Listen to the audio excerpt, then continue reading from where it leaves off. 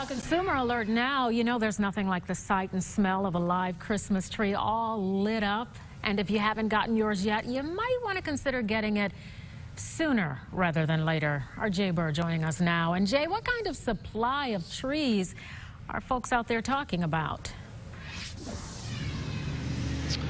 Well, guys, we are approaching the most wonderful time of year, and also, too, it's the most odoriferous time of year. There's nothing that beats the smell of a Christmas tree. But like you mentioned, a lot of places like Larry's Trees here off Cantrell Road say if you're wanting to get the biggest, bestest tree out there, you might want to get out there sooner rather than later.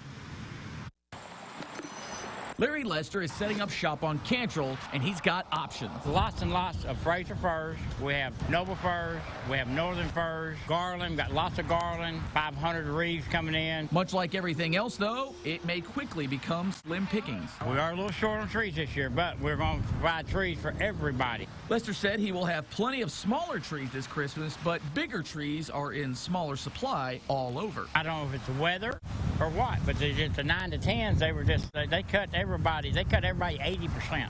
I normally get 200. I got 22 of them. With the smaller supply and bigger demand for those trees over 8 feet tall, Lester said folks should get out as early as they can.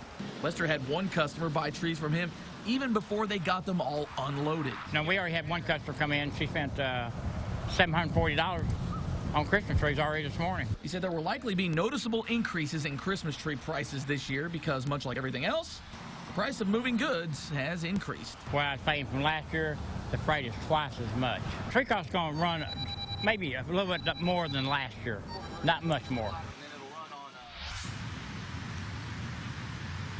Now, many do expect a slight uptick in the demand for real trees as artificial tree supplies are going to be in much shorter supply this year because of all of those supply chain issues, which could drive up the demand for real trees. Now, again, Lester recommends everybody to get out as soon as you possibly can to get the tree that you might like, and you get some of these better trees, a lot more branches, a lot more life to them there. And also, too, many of the area tree farms will start selling their trees coming up this weekend. But for now, live in Little Rock, Jay Burr, Fox 16 News.